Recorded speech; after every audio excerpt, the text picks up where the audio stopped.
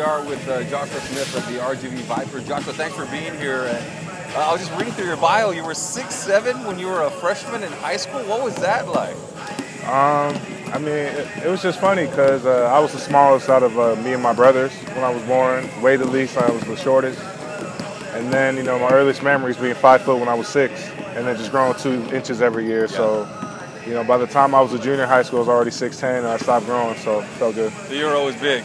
Yes, yeah, sir. that of course that helped your game. And right, did you play any other sports, football or anything like that? I played football, but I only played my senior year of high school. Oh, okay. So, okay. Yeah. And speaking of football, you're from Washington, Seattle, right? You're from Seattle, and so last year the Patriots and the Seahawks are playing in the Super Bowl, but you're a Patriots fan. How did that happen? Well, my dad's actually originally from Dallas, and my mom's from LA, so they both relocated to Seattle. So my mom doesn't really follow football. My dad's a diehard Cowboys fan. Yeah. So when me and my brothers were raised, you know, he raised us not to like the Seahawks, but he tried to raise us to be Cowboys fans. Right. In the process, we ended up not being Seahawks fans, but we ended up not being Cowboys fans. So I followed the Patriots just because they had Drew Bledsoe at quarterback. He was a Washington State guy. I didn't really know too much about New England at the time.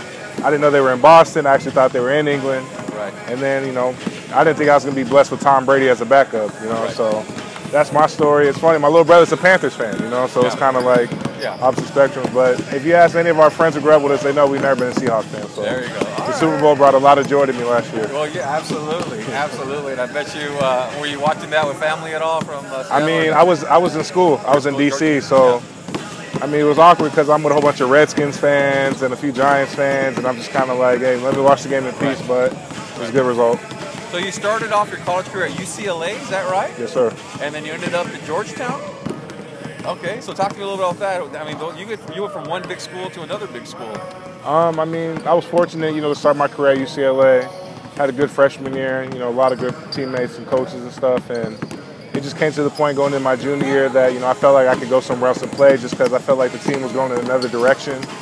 And it would have been different if I was really contributing to the team because, I mean, I love my teammates. I don't want to let them down, but, I mean, they all understood the position I was in. It was more so, you know, hey, you know, I still want to play basketball. Right. As much as, you know, I love going to UCLA, love living in LA, love playing with you guys, like, I got to look at the big picture for me and my family. So, you know, packed up my bags, went from sunny LA to, you know, to DC, and, you know, really grew out there, you know, going to Georgetown, playing the Big East, playing with Coach Thompson. So.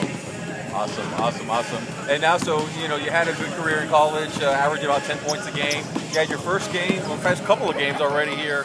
What has been the difference so far between college and in the pros? It's all about just being a professional and preparation.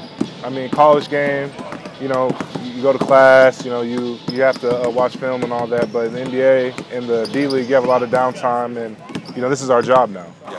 You know, college, we were trying to get to this level, you know, overseas, here in the NBA, and now you just got to perfect your craft. So it's making sure, you know, if you're sore, getting into treatment. If you need to work on something, just getting extra work in, because at the end of the day, you know, it's all our goals to be NBA players, so we got to put ourselves in the best position to do that. Saw your game. Is that your game? The past couple of games, well, the first 2 games you had in the paint, you had that little baby hook shot. Are we going to see a lot of that this year? Yeah, I mean, I'm one of those guys who plays to the strengths. You know, I'm not going to go outside of my lane. I'm not going to try to do things I can't. And with me, it's just using my size to get the spots. So, I mean, it's going to be post moves, it's going to be hooks. If I get the double team, I'm going to kick out of my teammates because, you know, an assist to me is just as good as getting a dunk. So, I mean, I'm going to stay in my lane and keep doing that. You can see a lot of hooks. How you like being here in the Valley so far? I like it a lot. I mean, one thing I really like is the weather. Yeah. I mean, coming from D.C., it was cold out there.